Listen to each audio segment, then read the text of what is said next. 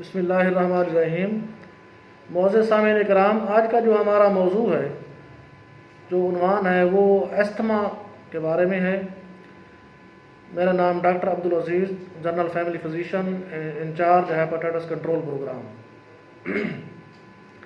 जैसे कि आपको पता है कि मौसम की चेंजिंग हो रही है और काफ़ी मौसम चेंज हो रहा है, तब्दील हो रहा है, और सर्दी और विंटर का मौसम है।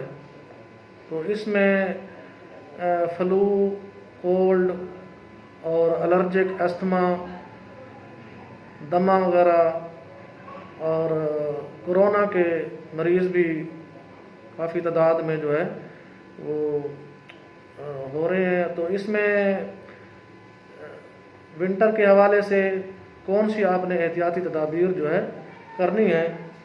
तो आज का जो टॉपिक है वो हमारा अस्थमा के बारे में है कि अस्थमा, जो दमा जिसको आम ज़बान में कहते हैं, ये क्या है और क्यों होता है और इसकी जो अलामात हैं वो क्या हैं और इसके लिए एहतियाती तदाबीर जो हैं वो क्या करनी चाहिए।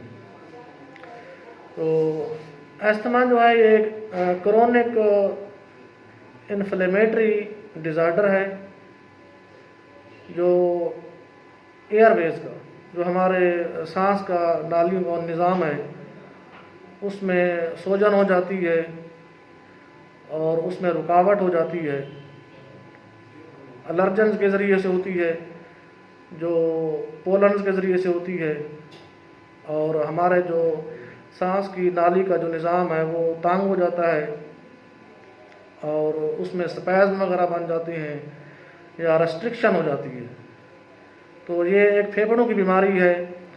तो इसके लिए सबसे पहले तो हम डायग्नोज करते हैं और आइडेंटिफाई करते हैं कि कौन से फैक्टर्स हैं या कौन से काजेज़ हैं, रिस्क फैक्टर्स हैं जिसकी वजह से ये अस्थमा, दमा या फेफड़ों की बीमारी जो है वाक़ई हुई है। तो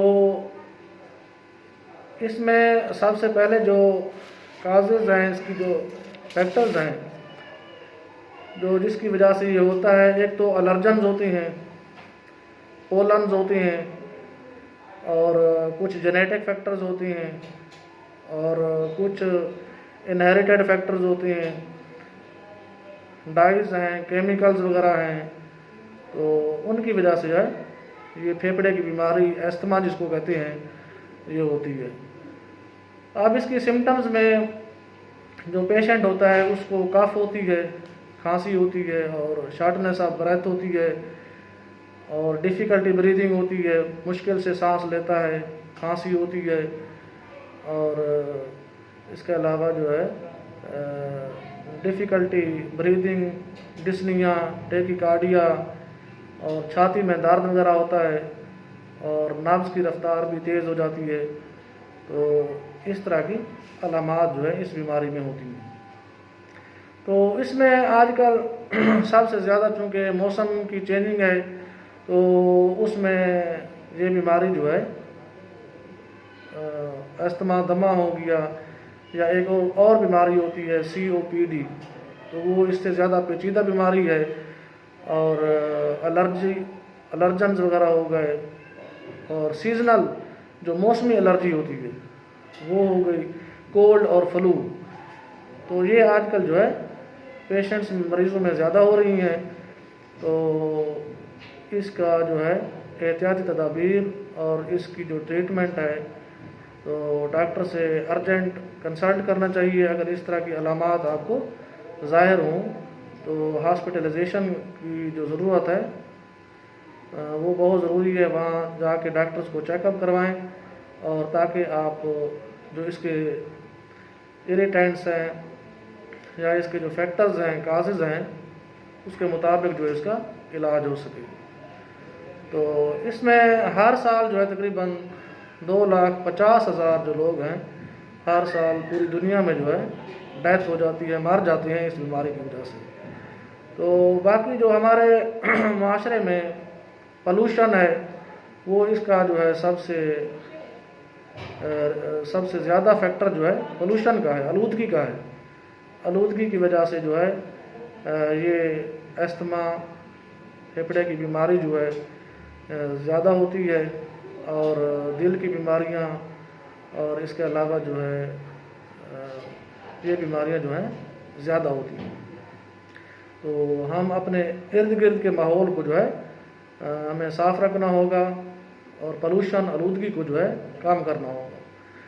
तो इसमें जब इस तरह की पॉल्यूटेंट्स वगैरह जो होते हैं, जो कंटेमिनेशन होती हैं, पानी आलूदा है हमारा, हवा आलूदा है, तो वो हमारे सांस की नाली के ज़रिए से दाखिल होके हमारे फेफड़ों को जो है तक पहुंचती हैं और उसको इन्फेक्ट करती हैं, और जिससे हमारे फेफड़ों की जो नालियां हैं वो सूजन हो जाती है, और मसल जो है वो टाइट हो जाती हैं, और नालियां तंग होती हैं, और वहाँ तक ऑक्सीजन की मकदार जो है आहिस्ता आहिस्ता कम हो जाती है। फेफड़ों में ऑक्सीजन सही नहीं पहुँच पाती, या दूसरे जो वाइटल आर्गन्स होते हैं, जो ब्लड स्ट्रीम है, खून तक जो है ऑक्सीजन सही नहीं पहुँचती, फेफड़ों तक सही नहीं पहुँचती, और हमारे जो अहम अज़ा हैं वहाँ तक ऑक्सीजन की मकदार जो है वो सही नहीं पहुँचती, जिसकी वजह से हमें खांसी होती है, और सांस में दुश्वारी होती है, और हमारे चेस्ट जो है, छाती जो है वो टाइट हो जाती है, और हमारे फेफड़े जो हैं वो प्रॉपर फंक्शनिंग नहीं करते।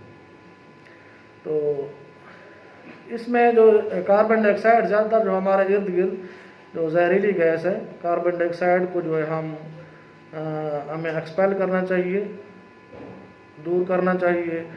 तो इसकी वजह से ये अस्थमा को ये ट्रिगर करती है ज़्यादा। तो ये फैक्टर्स हैं जिसकी वजह से ये फेफड़ों की बीमारी, अस्थमा जो है ज़्यादा डेवलप होती है और प्रोग्रेस करती है।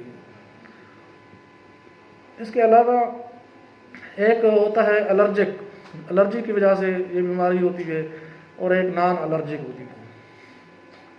एलर्जिक जो है वो ज़्यादातर आपके जो इर्द गिर्द का जो माहौल है, या आपके घर में जो डस्ट है, या एलर्जन्स हैं, या पालतू चीज़ें जो आप रखते हैं उसके ज़रिए से, या सफाई ना होने की वजह से जो है ये एलर्जिक अस्थमा होता है। और ये फेफड़ों में जो पॉल्यूटेंट्स वगैरह जो होते हैं, जो एलर्जन्स होते हैं, वो पहुंच जाते हैं, जिसकी वजह से सांस में दुश्वारी होती है, और आप सही तरह से सांस नहीं ले सकते।